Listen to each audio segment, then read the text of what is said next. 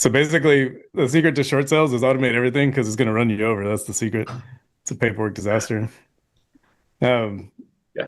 you guys can hear me pretty well. All Everything's right, so that's it. We're good done. now. We got the secret. That was it. That's it, man. It's like automate it because you're going to go crazy trying to do it yourself with no So help. yeah, I mean, short sale is a process, right? Totally a process. Process is Uh, pretty straightforward. It's repeatable. Um, it's very structured. And so it's basically you're asking the bank to give a discount to somebody based on a hardship. And that's pretty much it. If they approve it, if there's a hardship, which is pretty much the number one criteria, then they'll reduce the debt based on the appraisal. And you have to basically have a rationale for what discount they should give you. So, you know, John's a broker. So when you have retail listings, it's very helpful for houses that are um, in a bad situation that they need to sell, but the price is, a little bit limited because there's maybe a high volume of properties and you can't sell it before the time is over. So if you're having like a retail property, it's very helpful. 12% makes a big difference on a five to $800,000 house, 100% of the time. You go from second, third, fourth, fifth in line because the amount of properties per month, move at a certain rate and there's a certain month's inventory to now you're everybody's favorite because you're 10 to 50, $100,000 cheaper than everybody else. So that is not what I do at all. John, from time to time, we've talked about certain ones that do work for that. He had one in down in Kern County that I think worked out that way. I probably will get my license renewed again at some point soon. I let it lapse for a little while just because my girlfriend has a license, and pretty much the way we work is she's one of the listing agents, John's one, and I work with listing agents to list the properties. And then, we get together a packet. So basically, the whole process is you need a request for mortgage assistance package, a 4506T, 2 months bank statements, 2 years tax returns, and then you got half a chance. So if you put that in there, and you need a purchase and sale agreement and a third party authorization for the person that's going to discuss these things with the bank who isn't the seller. And that's the skeleton of it. The real moving parts are going to be the substantiation of your request for the discount. So if you're asking for a 12% discount for an FHA, it's not really that hard. They come out and do an appraisal. If you agree with the appraisal, then you're pretty much done. If you disagree with the appraisal, that's where everything changes. So your dispute process is a big part of the problem that comes of most people's reluctance to do short sales. Well, so once you initiate the process, what does that timeline look like? What's the shortest it can take, and what's the worst case? So they basically have a 5 and 30. So RESPA requires them to acknowledge receipt in 5 days and then respond in full 30. So if they're not going to accept it, they have to, respond in 30 days. Um, if you want to get into like the weeds, you essentially can file a request for evidence or a QWR if they're not responding, which is a qualified written request. All those things are typically not required, and honestly, probably not going to help because a lot of these servicers are just overwhelmed. And unless you decide that you want to start a class action lawsuit or something, and you're just trying to tally up mistakes, I would say your best bet is just to have a good calendar and circle back. Pretty much just bother until they move forward. But the bottom line is that last September the forbearance stopped and the floodgates opened. So last summer I noticed that they were starting to get a little bit higher churn rate on single point of contact, which is what's required in these foreclosures. You require one person to deal with. They're only allowed one process and they can't dual track. So those are really important. That means that if you get them to approve a short sale, they can't move forward with a foreclosure auction. So that's really where we're trying to put a fork in this is that let's say, I think we have one that we're working on. It's like a May 18th or May 14th auction. John kind of circulated with this lady a little bit and finally she decided she was ready. They had a bankruptcy previous, I don't know, $55,000 in arrears. So we were thinking like the property's probably in too good a shape And so I went and saw it maybe Tuesday, maybe was it yesterday? I guess it was yesterday. And I go around. The first thing I notice when I walk up to the house is a gigantic grout line in the window where the whole base of the exterior window protrusion is breaking loose of the house. So that tells me there's a bunch of foundation settling, and those are big dollars, right? So definitely not your typical retail listing all of a sudden. Then it turns into my lane, which is I tie the bank up to the ceiling and I beat the money out of them like a piñata. So um, I don't know exactly the linear path to go for you guys on how the short sales work, but the bottom line is you have an appraisal and then you have discount factors for different lenders. So conventional basically has no rules. The most likely to discount at the highest rate because they're consumer mortgage-backed securities or sorry, commercial mortgage-backed securities. So they're just trying to keep their loans from looking poor. Um, so those local banks, a lot of people say local banks aren't trying to give you a deal, but in my experience, if you have a bank with a problem and you are very clear with them about it, they don't want to end up with a problem either. So that's kind of the bottom line is you're trying to give the bank an out and you're just trying to paint the picture like, hey, look, at the end of the day, are you aware of all these things and would it be better for you if you sold it to me?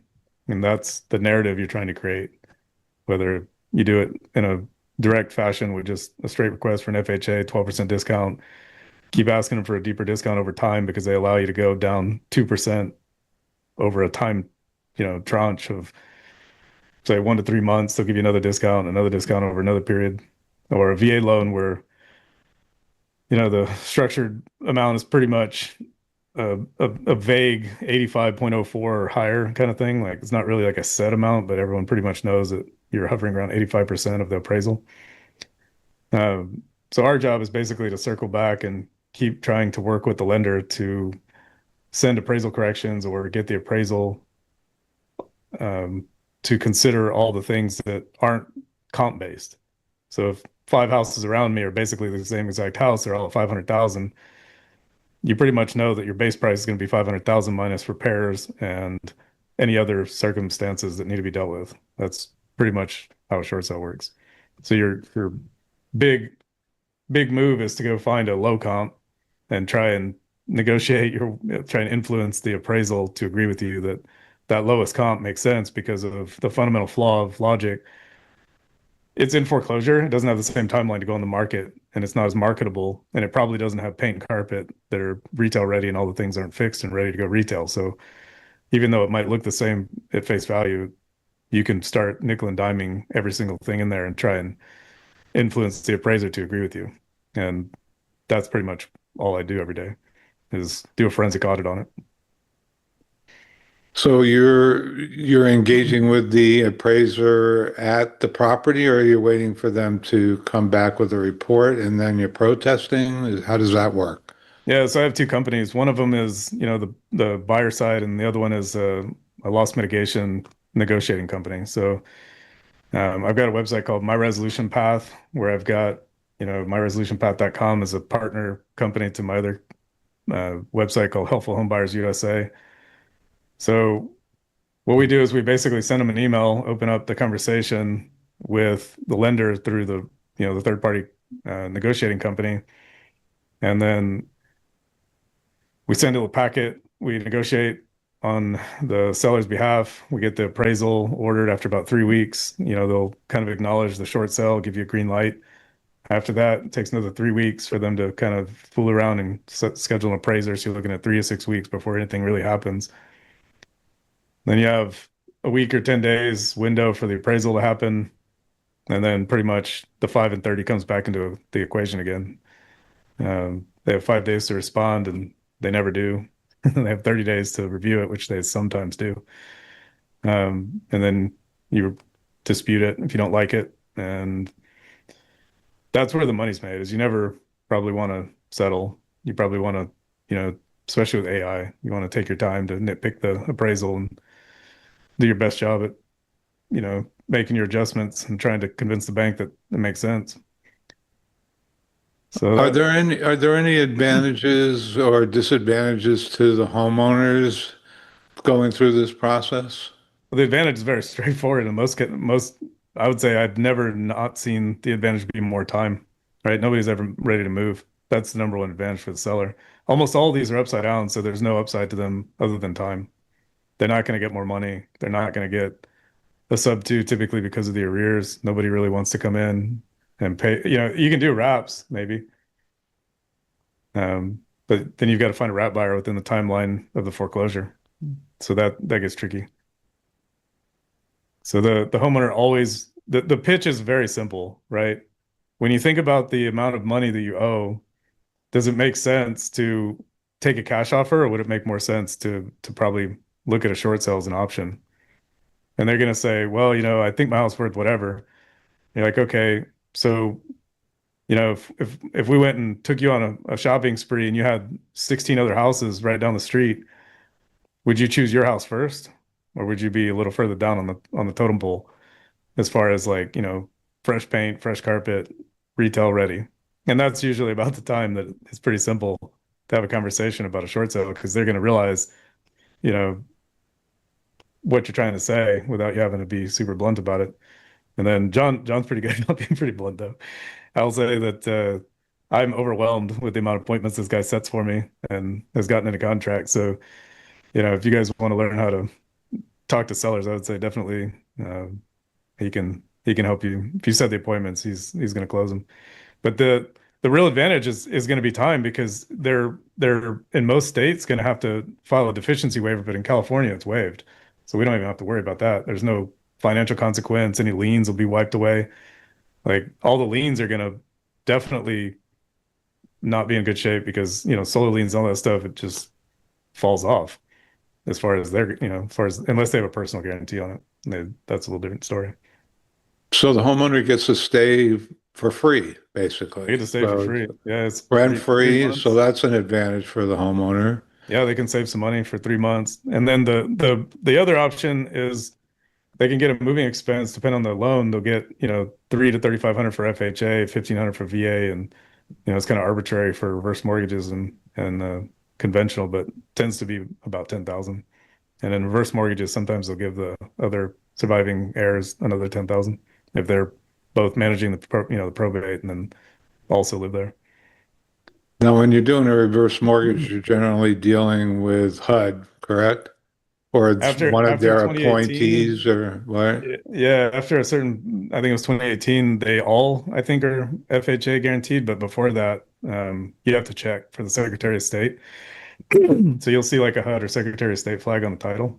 And um, those are one thing I specialize in because there's some tricks that you can do with that. They're not helpful for the discount, but they're helpful in other ways, which, Don't they ultimately become HUD homes? yeah, because they're all, yeah. And they have to be approved. Like if you essentially FHA works as an insurance policy for the lender. So whatever discount you get, it has to go through HUD, which slows it way down. So I actually lost a short sale in San Francisco in December that I thought I was going to close on in 7 days because the government shut down. Without the government being open, HUD isn't going to be approving deals, and they really screwed me. And we had a wrongful foreclosure suit. But because I did such a good job, I got the appraisal down from 880 to 507 with a purchase price of 476. Um, a nonprofit bought it, and then I worked out a deal with that guy because I helped him work out a deal with the tenant. So he ended up paying me on the backside because we didn't have to deal with the probate rules and sort of circumvented the system a little bit. And Speaking of which, how does probate impact a short sale, either so, on a reverse mortgage or home equity conversion or even a standard loan? so you have successor of interest. You have like a surviving spouse. It's pretty straightforward, just a document trail. So what that means is one spouse died who had the mortgage in their name. So the surviving spouse wasn't on the mortgage, but still lives there and potentially could be on title. Even so, because they're not on mortgage, it makes it a hassle to deal with the bank. You have to get approved. So that's not that big of a hurdle. But if they die and there isn't a successor of interest, then you have to go through probate and be you have to file either a special administration or an actual full probate, or you have to be acknowledged in a will. That's kind of the three wheelhouses that get you potentially a postponement. Potentially, I'll say for sure. So once you file the petition of probate, you have a 50-50 chance of the trustee giving you a green light. And then they get 6 months, I think, to sell it once they get um, How does a revocable living trust impact this? so that's the reason most of them are hitting my wheelhouse is like they don't ever show up as a death certificate and trigger the due and payable. So the interesting thing about that is that they can kind of sneak by and the bank never does a due and payable call. They don't call it due. So then they kind of just chill. There's like there as long as it doesn't go tax default. So the tax delinquency is typically where I find them. They'll have an heir that lived there and thought that they could just do whatever. And then sooner or later the tax delinquency catches up with them. Um, and then once I have a conversation with them, they're like, "Oh no, I'm never gonna sell. Like this is my house. My mom's gonna give it to me." And after 3 or 4 conversations where they kind of feel like I'm lying to them or that I'm, completely a con artist and that I don't know what I'm talking about. And I printed out, the county records and show them, look, man, this is a home equity credit mortgage. Like your amortization table is going backwards. You actually have owed substantially more than it's worth for some time. And the only way that you can buy it is if you get an appraisal. And then even then, you may not want to buy it. It may be too expensive. So my job is basically to go in there and do that forensic audit and get that appraisal knocked way down. Otherwise, they'll never be able to. I mean, they could buy it, but why would you buy a house that's so far upside down? It doesn't make sense. So that's basically going to require, in California, it's going to require a petition of probate and then potentially an ex parte so that you can get it done in time. Because a lot of them, they're about to hit an auction block. So you need to do an ex parte and get it done quick. So how do you make money with these? Where do you find the profit? So in the reverse mortgages, I probably am unwilling to get into that, but the only because I do it's my favorite thing to do, and I don't want everyone doing it. Let's just say that everyone thinks it's like the hardest thing to do, and it's not easy, but it is. You have to do it a specific way, and that takes a little bit of sales finesse. Um, but everything short of that is you find the lowest comps, you leverage the largest repair bid, and you hope to God the appraiser agrees with you. And then you try and leverage it as far as you can until you can make enough money where you feel like you got a deep enough discount. And when you're done beating the bank up and the bank feels like they can take a beating that deep and you guys finally meet somewhere in the lower middle, you know, then you agree to it and you get an approval to proceed. That's pretty much the bottom line. Bank has to decide if they want to take that much of a discount. Like Freddie Mac is a little interesting. I ran into a situation where I got it so deeply discounted on the appraisal. I thought I won, and then I found out that they take all the arrears and they add it on to the appraisal. So then I didn't win. So I was laughing my ass off, thinking I just hit the lottery, and then they gave me a totally different number than my appraisal, and I was super confused because I was like, "Hey guys, like the number made sense in the appraisal, and now you're trying to get another 35, 65,000." So I had a $35,000 mechanics lien because it caught fire and the roof had needed to be repaired and the whole house had been stripped out for the fire.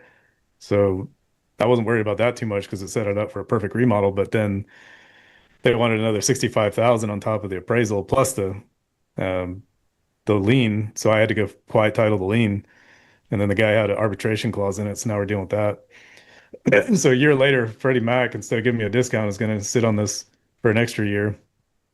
And I've been kind of hanging them up. So there's like layers to it. If you're going to do it like, a simple, quick, short sell, most people would have given up and never gone to court.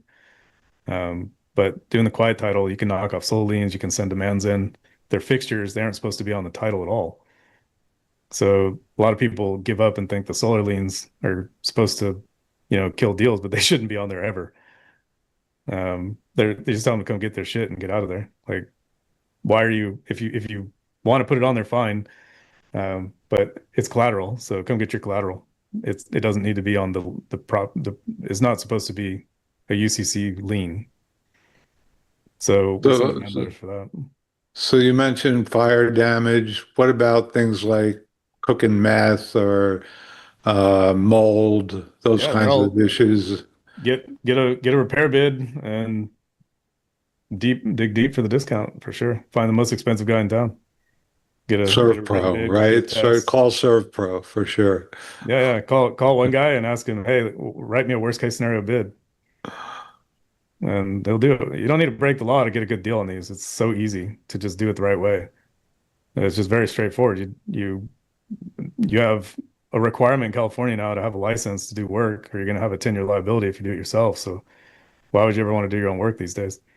You almost have to hire a third-party contractor. It's massive exposure, so you might as well get the deepest discount so you're gonna want the biggest bids because if you run into something once you get into the flip and you didn't get that deep a discount, you're gonna be, I don't know how many guys do flips, but if you bid it to the dollar, then I want to know you because you're amazing. You're literally a unicorn flipper because nobody gets their bid right. I've been doing this I mean, I'm 43. I've probably been building stuff since I was 7. So my construction background is pretty extreme, and I've done stuff with the Coastal Commission, built huge commercial buildings, dealt with PG&E, done all ground up development for a long time, and I couldn't bid stuff right. It would be close, but it's never you have permit drag, you have all kinds of stuff that you'd want to consider in your bid when you're doing this stuff. So I put in like, dumpster rentals. I put in, toilets, porta potty, safety equipment in my bids. I make sure it's all OSHA. When I do a flip, I always budget for that kind of stuff, demo, trash hauling, all of it. And usually I can bring it home at close to, with the right contingency. Mhm. So, hey, I'm asking all the questions, guys. Anybody else got questions for Jeffrey while he's here? We should have started with that. We should just put a little side chat and let you guys collect the questions. Do you guys put something in here? Let me check. Yeah, can we step back for a second? Let's pretend I don't know anything about short sales because I Okay. don't. Yeah. Um, so you're coming at this as like an acquisitions guy, and are you locking it up and then you're gonna wholesale it or like wholetail it, and that's where you make your money? Like you negotiate it all and then like It's as though it's your company's buying it, or it can we go through that? it is possible to wholesale it. I don't want to get into how that works, um, but it is possible. That's for another conversation for sure. Yeah, well, Um, that can't be easy because the banks don't want to see that. So you got to do a double close or something or to make something. that fly, I imagine. Yeah, it's the or something. So Yeah, or something, right? it is simple and it is somewhat easy. It might be the easiest way to do it, honestly, but there's a couple of problems. First of all, if you can double close it and you can list it on the MLS, you're always going to do best, right? That's the bottom line. Is I unlike Gary have built a lot. Well, Gary actually has a lot of construction experience, but I don't enjoy it, right? Like I built a lot of stuff and I'm good at it. I can build pretty much anything. I do enjoy doing the construction. I don't know that I would enjoy 4 to 6, 10 flips each month and managing all that again, because I used to do that. But what I do is I basically tee these up for, a really retail-minded buyer to pay the best price that I can get out of the market. Um, After I just do a clean and sweep kind of thing. So I'll get the property basically like back to zero, and I'll have an agent list it, which is John in some cases. So Okay. the way you make money with these is you basically, you get the bank to come down on a price, then you clean it up and you list it, or you have a buyer in mind beforehand. You could do the flip, and if you did it, you would make really good money. But if you're going to do all the verticals, it's a lot to manage from finding a seller who's in distress, talking them into a short sale, getting them out of the house in a timely manner, which is actually the biggest problem, right? These people have very limited resources. A lot of times they don't have a phone, they don't have money, they have no water and power. I saw a guy that basically brought a wagon down to the Vacaville uh, reservoir and was filling it up with water and bringing it home to flush his toilet, right? Like I've seen some pretty crazy shit.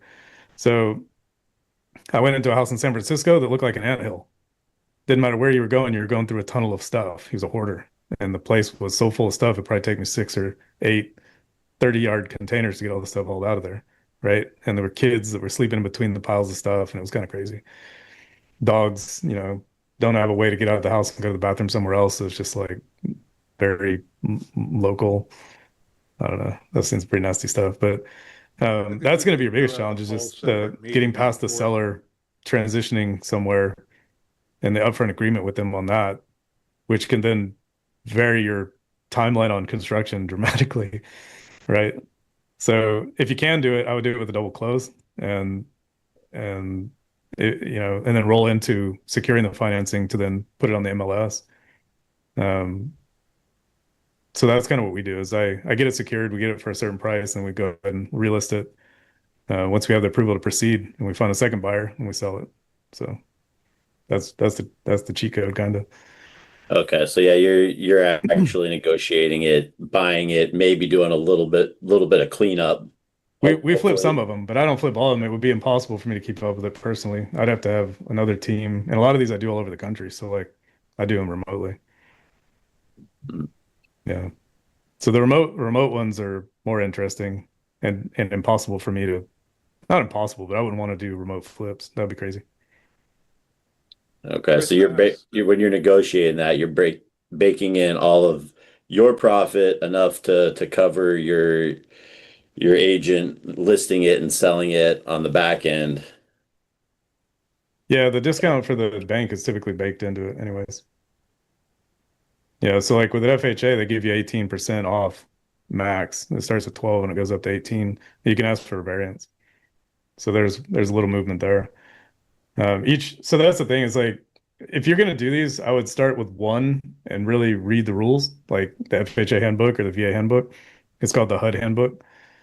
So once you understand that, then you can work with servicing companies and you can give them a little bit of upfront notice so that they don't just treat you like a doormat.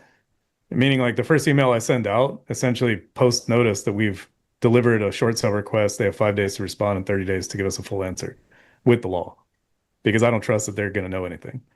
And I'm going to refer to that in 5 days and ask them if they've acknowledged the receipt. And when they say, oh, it's 5 days when we decide that we open our email, I'm like, no, sir, you definitely don't get to do that. RESPA requires you to do this and that. So those are automated things that my TC does that we've made part of our systems. what handbook was that you mentioned?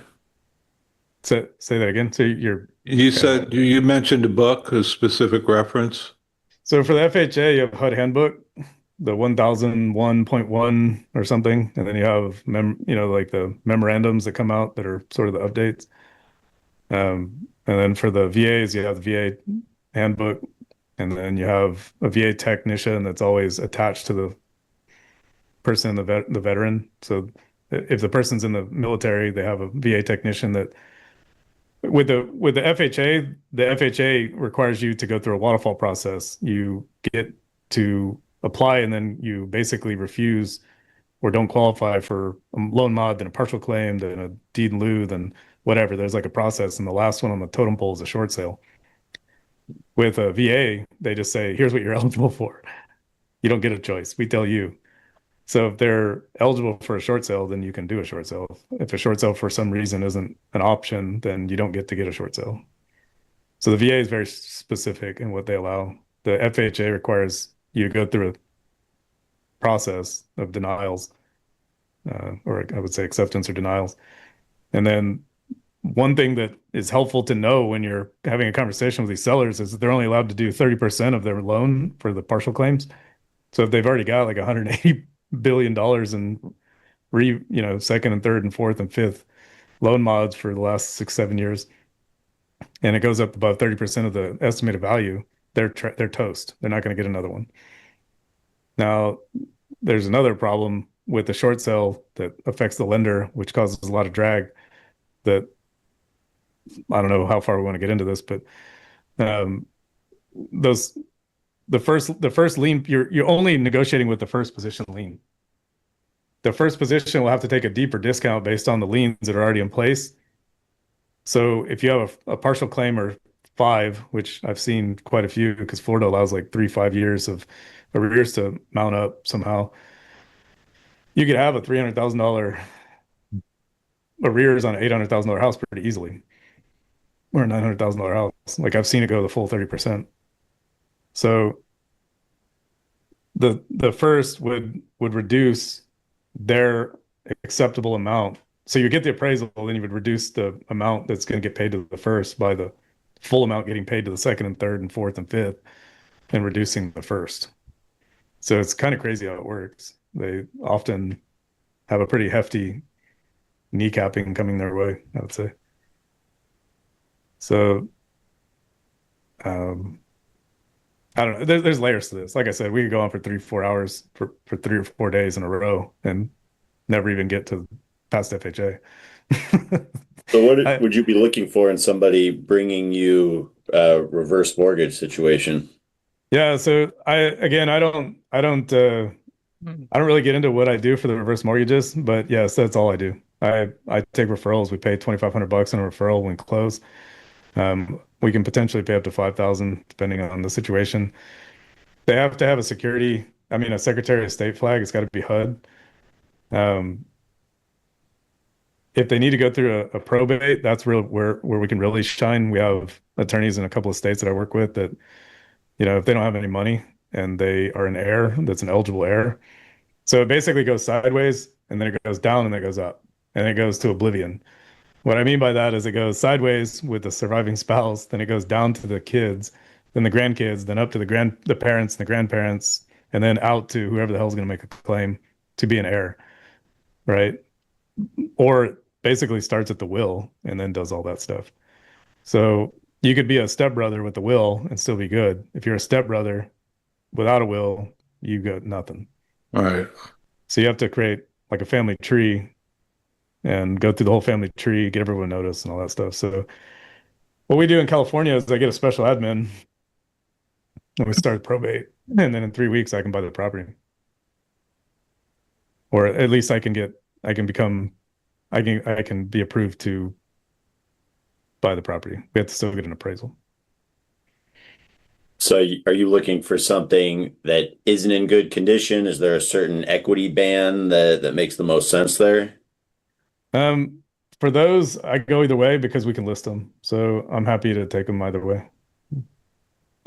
Yeah, obviously with reverse mortgages over 10 years old, I prefer them to be beat up, and the bigger the better. I got a property that in San Francisco that ant pile I was talking about with an insane amount of trash, right? Luckily for me, the San Francisco dump is real easy to get to. I got a big tractor trailer situation.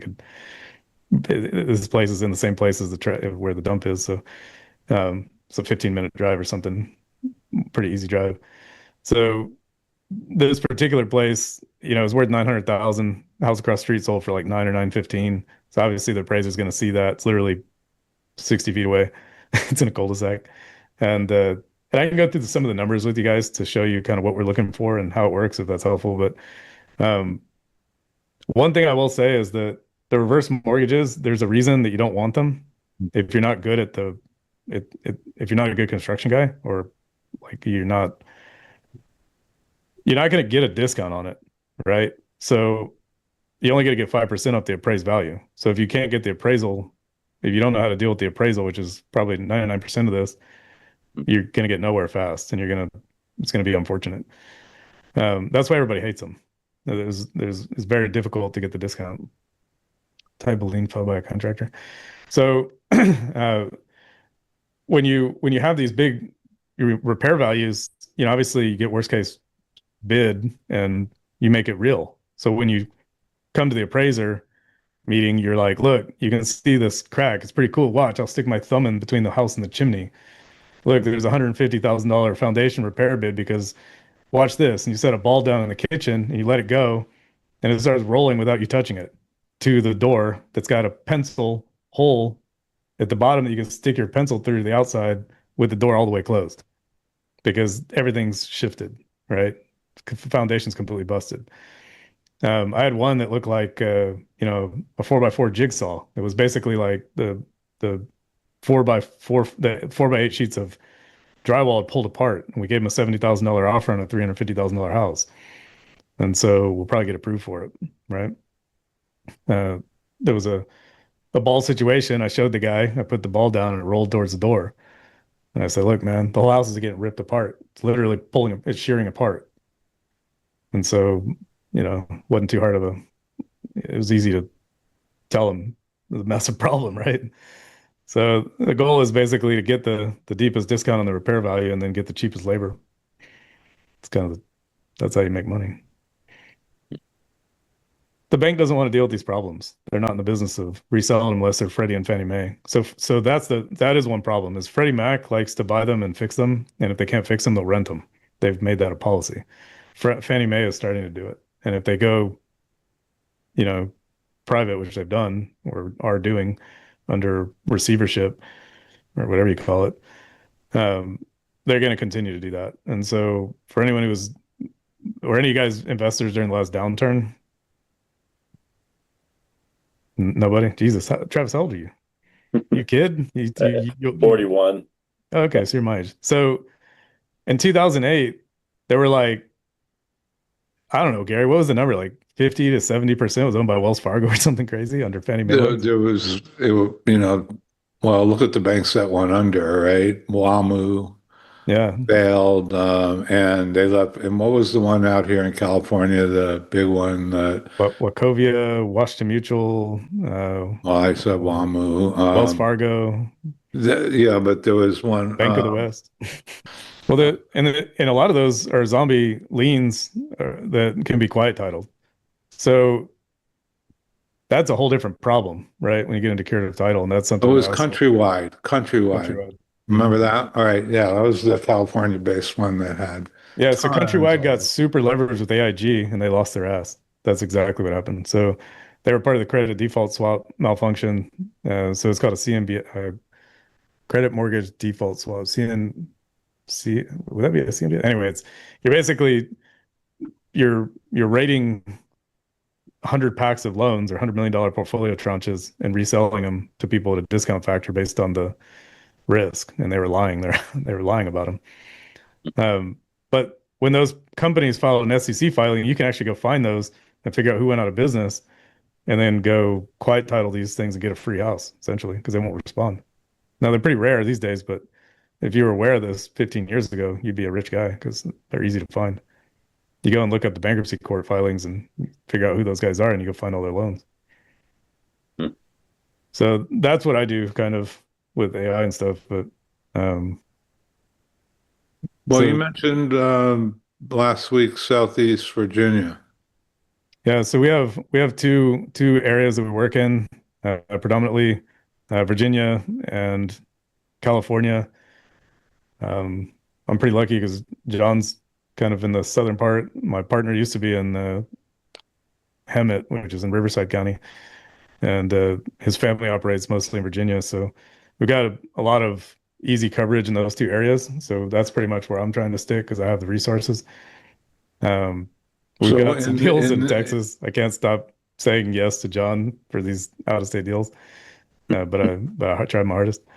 We got a So couple in Florida. you try hard to focus on specific markets. Well, we can stop auctions dead in their tracks with a bunch of techniques here pretty easily. We got Assembly Bill 2424 as a real estate agent. That's pretty much, a new thing. Purchase and sale agreement and a proof of funds doesn't always work, but it works AB 22, often. right? That was AB 22, AB 2424. 24, yeah. Okay. Yeah, for the listing agreement. Yeah. So that one you have to get them, the listing agreement 5 business 45 days. days on the listing agreement, right? 45 days on the RPA purchase Yes. agreement, Yeah. right? So that's pretty much what John does a lot is he'll list them under the AB 2424. We got to get the trustee to receive it more than 5 business days. 5 business days before. Yeah. It gets we have tricky to because stop it. they get kind of strict, and they'll call you on it for Do sure. you, But I've also- do you FedEx those in order Yes. to make, yeah, right. Yeah, it's got to overnight. It's got to reach the trustee. I also email them. I do both. And Yeah. then if you get an offer within that 45 days and send that over, same thing, 45 more days. And some banks, they'll give you 69 days is the most I've ever gotten with an AB 2424. Yeah. And they're not trying to screw you. They're trying to work with you because it works generally in their favor, Yeah. right? They have to secure the house. They have to hire an REO agent to go and clean it up and take care of it. You know, if you watch 99 Homes, the movie, people take things, demodel them. You know what I mean? Like they take the air conditioners off, they take the copper out, they take whatever's of value. Oh, well, So- man, that's what it was like back in 2010, 2011, right after the crash. Yeah, they were pulling the wiring out, taking the light switches, the Nothing's changed, plumbing man. fixtures. They were totally raping them. Yeah, nothing's changed. You still got REO agents. You still get paid by Fannie Mae to fix the house. So whatever's wrong with it, they'll pay you for line item or repair bids, and it incentivizes behavior. I'll just say that. But you don't want that as a bank. Like it's a big question mark. And if somebody gets hurt on the property and all that stuff, like, you got liens, for example, this property that's got a fire, like they're going to have to figure out how to secure that thing, and they're going to have to do all the repairs. And that's a big question mark on if they can take an offer that makes sense, they're going to write it off. And most of the thing that makes the most sense to me in doing this is that it's not as competitive. So it's like you got to work your ass off to get the money, but a lot of these loans are at like 250 and moved up to an amortization or a equity of 350 to 400. So the bank's not losing almost anything, right? Like if you beat them from like 425 down to 165, which I did on that one, they're not really losing that much money. They're going to just take a small 25% discount, but they're done and dusted. They found a buyer, no agent fees, no nothing. It's a solid number they can write off on their books without question. You know exactly what they're settling for. So, like I got one in Galt. I'm almost afraid to give you guys the address on this one. But we'll just say like this is John's, breaking his chair. I think he thought I was insane when I first told him what I was going to do. Pretty sure he thought I was insane. And as a broker, you're wondering like, what is this lunatic signing me up for? Yep. Right? There's a lot of exposure potential, which I have conversations with agents all the time. They're like, dude, I can't do that. That's illegal. And I'm like, so you're telling me if this house has a $425,000 ARV and it's got $500,000 worth of damage, that you can't list it for 70,000? Nobody wants to list it for 70,000 because their commission. I didn't want to is- do it either. I thought I was going to lose my license. I'm like, who is this knucklehead? So Yeah. basically, that was the first deal that I brought to him because I didn't know what the hell to do with this thing. And I'm usually reaching down. Well, this guy is so damn smart, I'm reaching up. Same thing when I talk to you, Gary. Like your guys that I reach up to, you're way smarter than me. Just like I tell everybody, I'm just the eye candy here. Jeff is the brains. Yeah. And you don't want to list it at a price that's retail because then the appraiser is going to basically go retail. You want to price it at the price that makes sense, and you Right. make a CMA that shows the discount factor. You got all the foundation repairs, roof repairs. The place smelled like death and alcohol abuse, and 5 animals and 2 kids that Yeah. don't clean. And the guy had cobweb. He had only owned the house 2 years, and It it was looked a like nightmare. that Addams That family thing was a lived there. nightmare. Yeah. Yeah. I stopped the guy's auction and then he went ghost on me. And then he came back and then I didn't know what to do. And then Jeff's like, well, I'm going to buy the deed. I'm like, I don't even know what that means. Like, I'm a broker. I don't know what the hell this guy's talking about. So he drove me down that road. And then I started learning about buying the deed. And there's just so much stuff like he's turned me When on you say to. buying the deed, are you talking about the deed of trust or the? No, I just quit claim it and get a power of attorney so that Yeah. we can basically wrap it later if we want to, or we've got some options. It's a placebo effect. It keeps the seller there. How can they drive off in the car if you've got the keys? So That's one aspect of it for sure. Because the bottom line is you go through all this paperwork and then they just disappear. So it's like right. you can kind of finish the short sale without them with that. But also, you know, if you if you want to go and set up a wrap, you want to do a sub two or whatever, you have the paperwork to do so. So it gives you a little bit of flexibility if you find a buyer in time to do the wrap and you can reposition the. If you don't get the price you want on the short sale, you got another option basically. Yeah, and if there's any And I can equity already in it, feel Gary's gears moving. no, And no, Gary's looking at. I hear Gary judging us right now. I hear. I'm because telling there's you. nobody on planet Earth that's helped me more than Gary on covering my ass. for Listen to sure. me. So that Whenever much I was- somebody says double close, all I can hear is this guy saying the only reason you double close is to hide the profit from the seller. And it's like, yeah, you should. 100% he's not why not? wrong. He's not wrong. Yeah. So I always hear Gary in my head when I go for the double close because I live in a gray area. Gary does not. I didn't grow up in California, so I don't have this like we all should sing Kumbaya songs and be fair. I grew up in I'm going to create value for you, and you can say no at any time, right? I'm from Texas, so I'm just going to do what I'm going to do, and you're just going to say yes or no, and that's fine. I don't have any problem with that. I have no emotional investment. You losing your house, your kids getting stuck out by the sheriff, you don't have any money for lunch, none of that. I didn't cause you to miss your bills or not pay anything. I didn't do any of that stuff to you. But what I can do for you is I can help you buy time to try and go to school and get your credentials, to pack some rent together, stack cash and figure out what your down payment's going to be, moving with your cousin, have a down payment for a car, whatever your thing is. I'm not going to invest in your problems, but I will invest in my success. And if I can benefit you on the other side and it's a mutually beneficial thing, fine. I'm never going to steal money from you. So I'm very transparent that I'm going to make a ton of money and you can always say no. Like, I don't want to push you into something illegal. If there's anybody who's more transparent than me, I'll be pretty impressed. I'm about as clear as it gets. So I never have to lie to these people. I just say, hey, look, do you want me to tie the bank up to the ceiling and beat the money out of them like a piñata? Would that be cool? That's all I tell them. There's no pitch. That's it. I've probably said it to 400 people. I've never gotten a no. I actually get a hell yeah most of the time. So, I have like this is my phone. I say, hey, you want me to do this? Oh man, I messed it up. Hold on. Short sale, pinata. That's me when I was working for the law firm in the suit, about to beat the bank out, beat the bank's pinata, beat the money out of it. Right. You So I two used to are wear a perfect three-piece pair. suit every day to work, and then I got into a sub two or whatever, and Yeah, I basically stole that line from him. I've got that on my website. I got an AI photo of me swinging the bat, yeah, beating the money out. It's great, great These- line. But basically, we're buying them time. yeah. The loss mitigation lies to you, or isn't capable of telling you the truth because they don't have authority, right? All they can do is tell you, yeah, we're going to look into it. Yeah, we'll process the paperwork. Seller says, oh, they're looking at my property for a loan mod 12 days before the auction, like 20 days before the auction. And I call them up and I say, hey, have you reviewed the short sale? Oh, yeah, it's in review. Okay, can you approve it in the next 12 days? Well, we're looking at it. Okay, well, RESPA, typically you ask for 37 days. So I'm assuming you would have given them notice by now. When was it submitted? Oh, it was submitted, 55 days ago.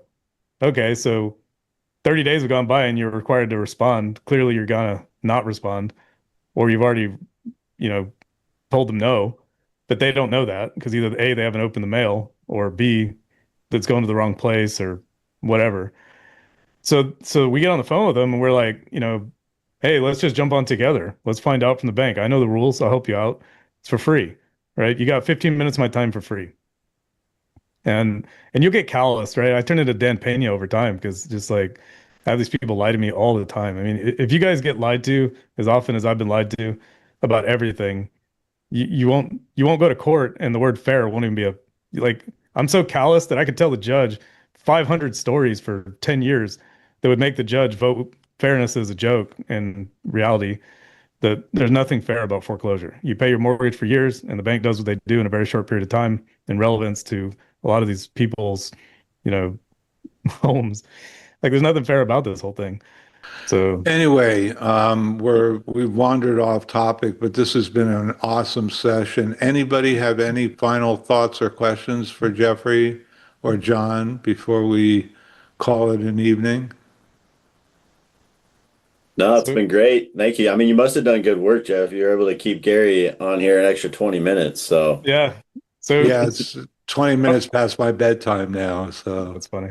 So our whole thing is like if you have a short sale, basically have a sub two that went south, and you're trying to figure out a way to monetize it, we buy dead deals. That's what I would recommend you start with, right? If you really want to learn how to do these short sales, I'll teach you. I have a deal that we can talk about privately. You bring them if you have money, if you have either solid credit and some down payment for a loan and stuff like that, then we can talk about ways we work together. I typically don't partner with people on these because you have to have tough skin. You have to have patience. They're not quick deals. Well, Travis, you have a deal that, right? Yep. The one might have one for you right now. yeah, right? Hey, my wife's pulling my leg. I gotta get. So appreciate Yeah, the well- time, Gary. It's always educational. Jeffrey, see you every day. So we'll see you next time. No Travis, doubt. take care. And if I haven't met the rest of you, good night now.